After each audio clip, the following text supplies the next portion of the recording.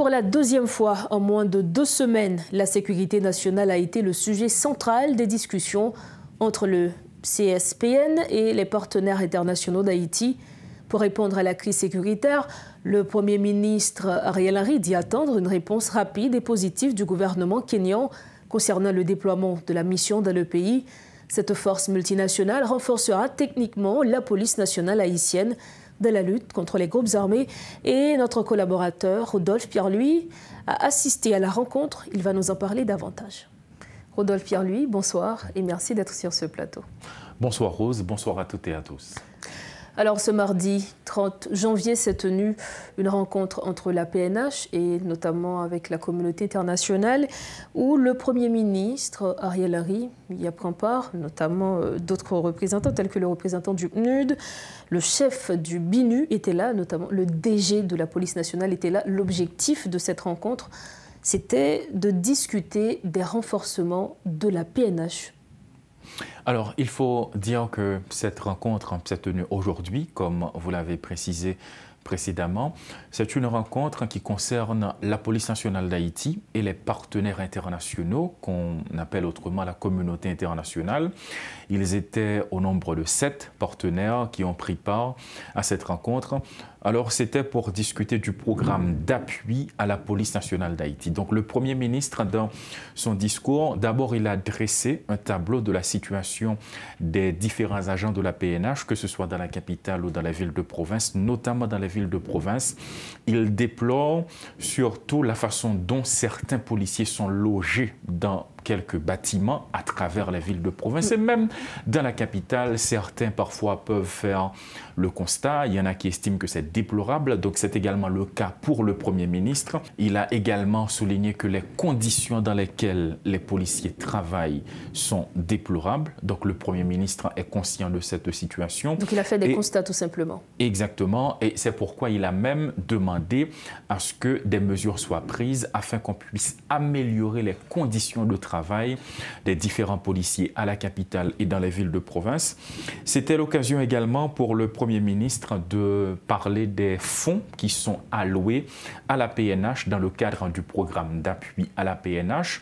Donc le Premier ministre a fait savoir que depuis qu'on a alloué ces fonds à la PNH, seulement 30% ont été dépensés. Donc d'ici juin 2024, ce sera la fin de ce programme. On n'a pas encore discuté de son renouvellement, mais le Premier ministre demande au DG de la PNH de prendre des dispositions afin de voir comment, à travers différents projets, on peut arriver à épuiser ces fonds parce qu'il n'est pas question que ces fonds retournent à la communauté internationale. Est-ce qu'il n'y avait pas auparavant un programme bien établi pour dire que ok, ce fonds est disponible pour la PNH, voilà 1, 2, 3 ce qu'on va faire avec ce fonds?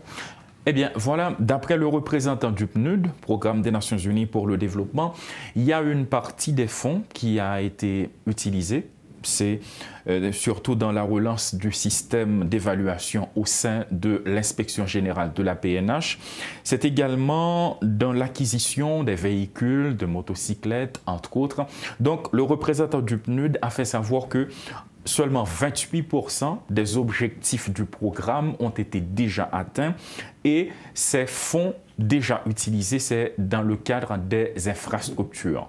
Maintenant, du côté du Premier ministre, toujours dans le cadre de son discours, il a non seulement posé certains problèmes, mais également fait des recommandations au DG de la PNH. Maintenant, la question que certains se posent concernant ces fonds, c'est que le plus souvent, on entend que la police nationale manque de matériel, n'a pas de ressources à sa disposition pour pouvoir être très efficace dans son déploiement lors des opérations. Maintenant, certains se demandent, est-ce qu'on ne pourrait pas utiliser ces fonds dans le cas des différents déploiements pour renforcer les agents de la police nationale quand ils auront à mener des opérations dans les différents quartiers de la capitale, dans la ville de province. Ça, c'est la grande question. Maintenant, il y a également le DG de la PNH dans son discours, M. Franz Elbé, qui a d'abord remercié la communauté internationale pour ces fonds qui sont disponibles, qui entrent de préférence dans le cadre du programme d'appui. Il a également souligné que ces fonds, la création de ces fonds va permettre à la PNH de se transformer afin d'être plus efficace pour répondre aux grands défis de l'heure. Donc nous parlons là d'un fonds qui est disponible depuis 2022. Depuis juin 2022 et là maintenant, à partir de juin 2024, ces fonds ne seront plus disponibles. Est-ce que ce programme va être renouvelé? Est-ce qu'on va définir d'autres projets afin de réaffecter ces fonds? Jusqu'à maintenant, ce sont des questions qui restent pendantes. Alors, maintenant, pour venir à la chef du BINU, Mme Maria Isabel Salvador, dans son discours, elle a dressé une sorte de rappel de la situation de l'insécurité. D'ailleurs, dans son discours, il a souligné à 8 reprises gangs armés dans la capitale, dans les villes de province. Il a également parlé des policiers qui sont livrés corps et âme dans l'exercice de leurs fonctions. Il a parlé des policiers qui sont tombés dans l'exercice de leurs fonctions. Mais également, il a fait savoir que l'insécurité menace la stabilité du pays. C'est comme un rappel pour certains. Il a fait savoir que l'insécurité représente non seulement un problème national, mais à l'échelle internationale, c'est également une menace pour la région. D'ailleurs, il a même précisé que dans son pays, l'insécurité a des effets, à savoir l'Équateur. Et il a précisé que cette insécurité est alimentée par le trafic d'armes, de stupéfiants, des êtres humains, l'accroissement de réseaux criminels entre les gangs.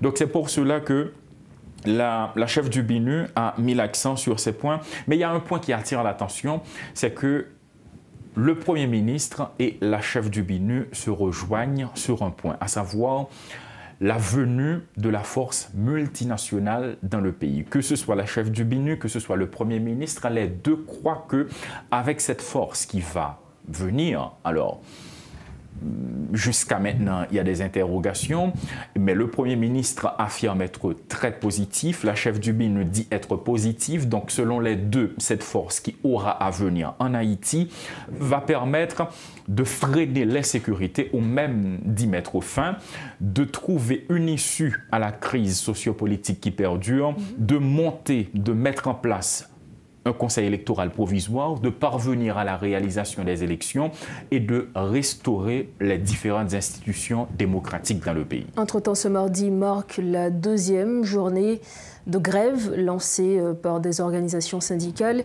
Où en sommes-nous aujourd'hui pour cette deuxième journée? Mais la nouvelle aujourd'hui, Rodolphe Pierlu, avant même de vous donner la parole, c'est que la grève qui était prévue initialement pour 3 jours va prendre fin aujourd'hui. Justement, c'était aux environs de 1h ou 2h de l'après-midi. Il y a eu une conférence de presse qui s'est tenue dans la capitale. Alors, les organisateurs, les différentes organisations sociopolitiques qui ont lancé ce mot d'ordre de grève ont mis fin.